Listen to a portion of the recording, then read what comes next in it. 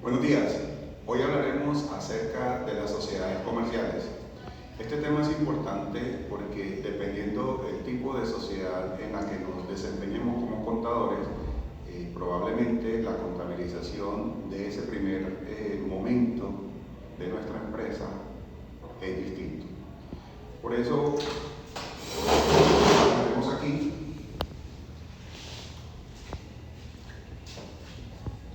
y lo primero que hay que decir es que este tema está contemplado en la norma colombiana. ¿En cuál norma colombiana? Este tema lo vamos a encontrar en el Código de Comercio.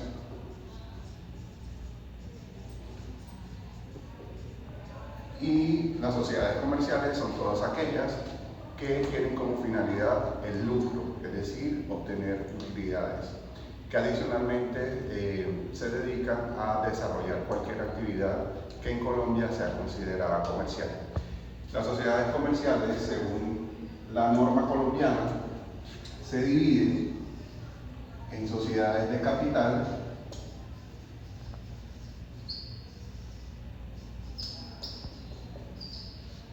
y sociedades de personas.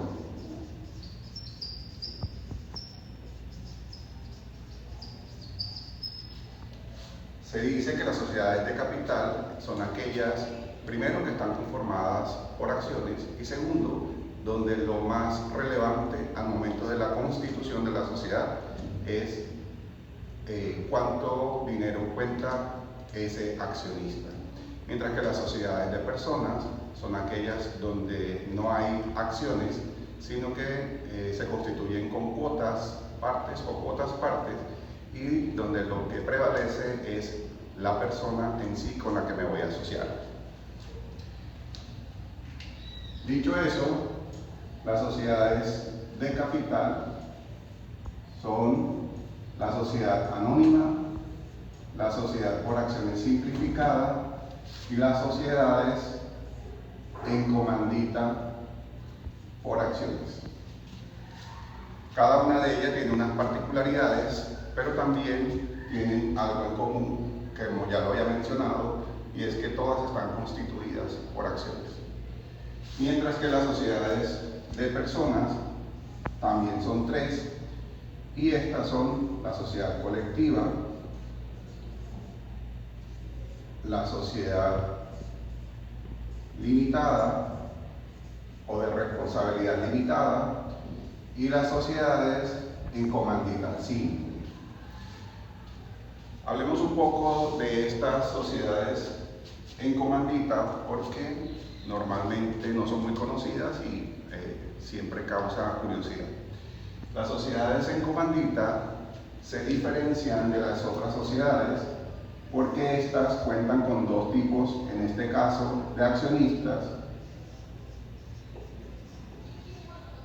que es el accionista gestor y los accionistas comanditarios. Y aquí ya no son accionistas sino socios, y está el socio gestor y el socio o socios comandatarios. Para el caso de la sociedad en comandita por acciones, se necesita mínimo un socio gestor y mínimo 5 socios comanditarios, y para el caso de la sociedad en comandita simple, un socio gestor y un socio comanditario. Pero ¿qué es eso de socio gestor y socio comanditario? El socio gestor es aquel que es como el dueño de la idea de negocio, y la ley, la norma en este caso, le otorga a ellos como socios gestores la administración de la empresa. Mientras que los socios comanditarios son lo que conocemos como los socios capitalistas, es decir, que aportan el capital social, el dinero o los activos iniciales de la sociedad, y ellos tienen a cargo, digamos, las decisiones. Es decir, ellos son quienes toman las decisiones, pero este gestor es el que se encarga de la administración de la empresa. Las sociedades de personas, como ya lo mencionamos, pueden estar constituidas por cuotas, partes o cuotas partes. Mientras que las sociedades de capital, siempre las tres van a estar constituidas por acciones.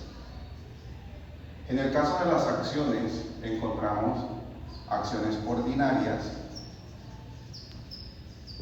Las acciones ordinarias son aquellas que dan derecho a voto, es decir, en el caso de las sociedades comanditarias, en comandita, los socios comanditarios son los que tendrían acciones ordinarias. Están también las acciones preferentes, que se diferencian de las ordinarias porque estas no tienen voto, pero digamos se llaman preferentes porque a ellos se les paga más rápidamente todo lo que tenga que ver con sus utilidades. Y también están las acciones de goce o industria, que serían las acciones que se le entregan al socio gestor para que él pueda tener participación en las utilidades.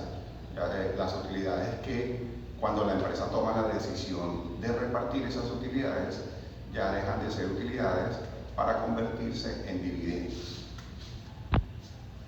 Tanto acciones como cuotas, como partes y cuotas partes, es lo que en norma internacional de contabilidad conocemos como instrumentos de patrimonio. Es decir, el primer componente del patrimonio, dependiendo si tenemos una sociedad de personas o de capital, van a ser acciones, cuotas partes o cuotas partes.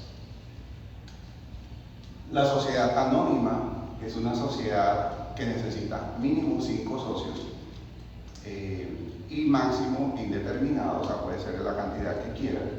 Y digamos, esta se llama anónima porque se pide que no se publique el nombre de los socios.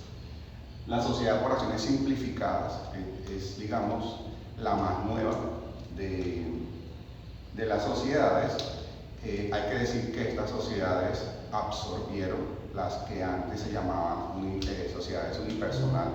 Es decir, esta sociedad, a diferencia de las otras, se puede constituir con una sola persona y digamos es un poquito más sencilla de constituir que las demás. Esta se puede constituir por un documento privado, las demás necesitan una escritura pública de constitución. Y también hay que decirlo que en este momento en nuestro país estas sociedades son las que tienen un mayor número en el tema societario en Colombia. La sociedad colectiva principalmente son sociedades en la vida real, familiares.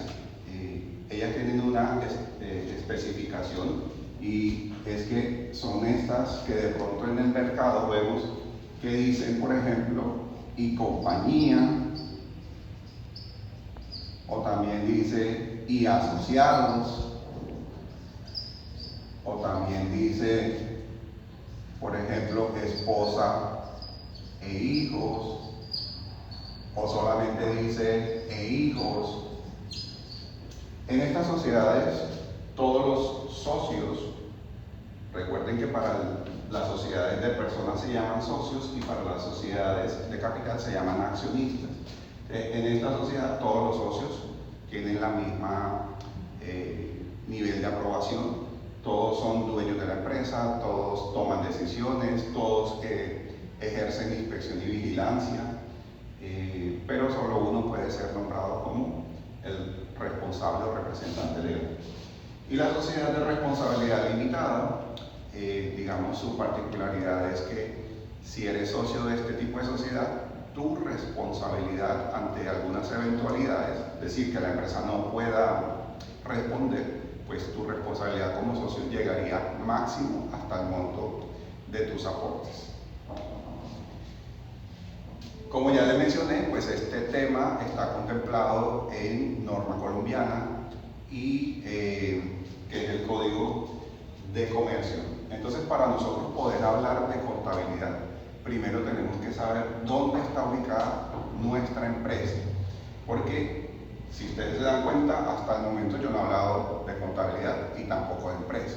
Porque el primer paso es constituir una sociedad.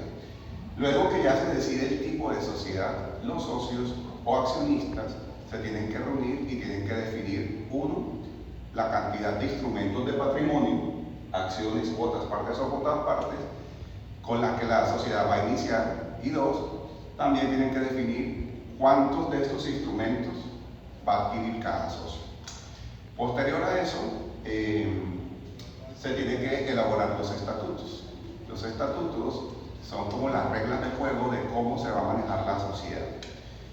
Cuando ya se tienen los estatutos, cuando ya se tienen definidos los socios, cuando ya se tienen definido el tipo de sociedad y la cantidad de instrumentos de patrimonio que cada socio va a adquirir, entonces es cuando viene toda la protocolización de este tema, y es ir, por ejemplo, a la notaría a llevar el documento privado, si es una SAS, o elaborar cualquier la minuta de constitución y la escritura de constitución. Luego de eso tenemos que ir inscribir la sociedad en la Cámara de Comercio.